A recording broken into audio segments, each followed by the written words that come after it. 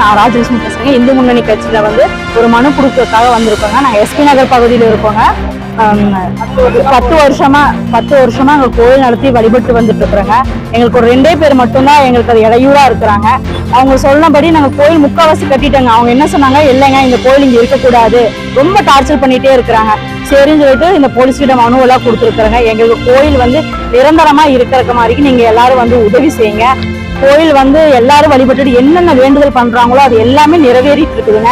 இதே பக்கத்தாடி மண்டபம் இருக்கு. மண்டபத்துல இருந்து வந்து வழிபட்டுட்டு போயிட்டு இருக்கிறாங்க. கல்யாணம், காட்சி, காது குத்து எல்லாமே அங்க நடந்துட்டு இருக்குதுங்க. பார்க்கறதுக்கு சின்ன கோயிலா தான் இருக்கு.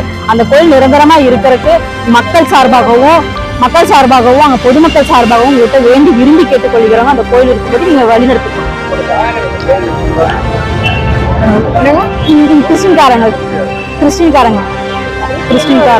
கிறிஸ்டினும் ஒரு இந்து 2 பேர் தாங்க. இத்தனை 400 குடும்பம் அங்க வசிச்சுட்டு இருக்கிறாங்க. அவங்க 2 பேர்த்தினால அந்த 400 குடும்பங்களுக்கு ரொம்ப இடைஞ்சலா இருக்குதுங்க.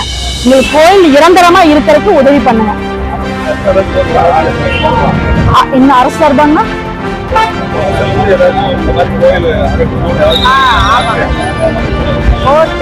கோர்ட்ல இருந்து அவரு 2 பேர் கொடுத்த கம்ப்ளைண்ட்னால கோர்ட்ல இருந்து எங்களுக்கு ஆர்டர் வந்திருக்கு. இந்த கோயில் வந்து திங்கட்கிழமை எடுக்கணும் அப்படிங்கறதுக்காக எங்களுக்கு எதுவுமே தெரியாதுங்க. எந்த ஒரு இதுவுமே எங்க கிட்ட வரவே கிடையாதுங்க. இவங்க சொல்லி இன்னைக்கு காலையில இருந்து அந்த கோயில தான் இருக்கிறாங்க.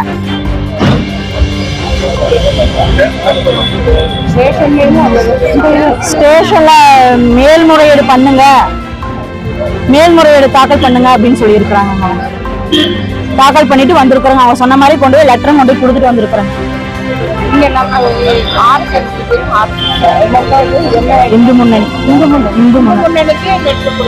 இந்து முன்னணிக்கு லெட்டர் கொடுத்துருக்காங்க. அவங்க எங்கெங்கெல்லாம் லெட்டர் சொல்றாங்களோ அங்கங்க லெட்டர் கொடுத்துட்டு இருக்காங்க. உங்களோட பாதுகாப்பு எங்களுக்கு வேணும், எங்களோட மக்கள் பாதுகாப்பு உங்களுக்கு வேணும்னு நாங்க நினைக்கிறோம். அந்த கோயில் எப்படியாவது நிரந்தரமா இருக்க உதவி செய்யும்.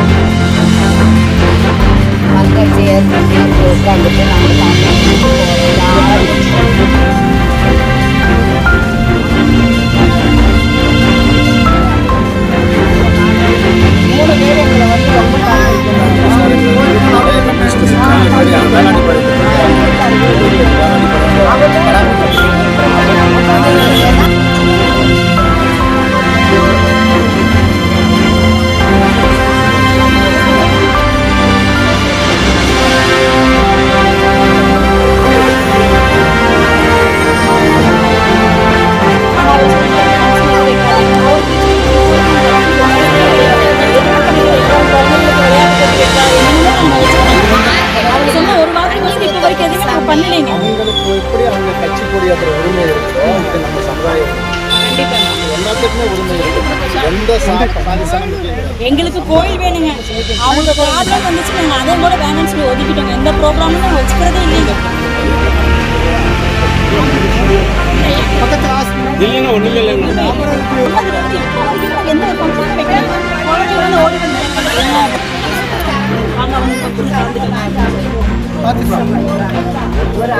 ஒரு மணி வந்து அடிக்கும் போதே சாமி கும்பிட முடியாது.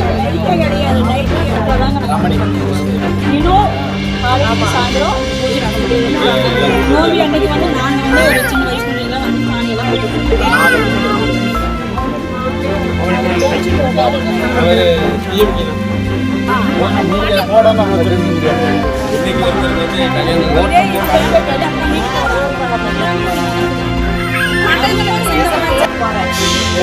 அப்படியெல்லாம் ஒரு நம்பிக்கை. 2 பேர் பெட்டிஷன் போட்டு என்னவா இருந்தாலும் நம்ம முறையாக கோயிலை திருப்பி எடுக்கிறாங்க அப்படின்னு சொல்லி அங்கே இங்கே இருக்க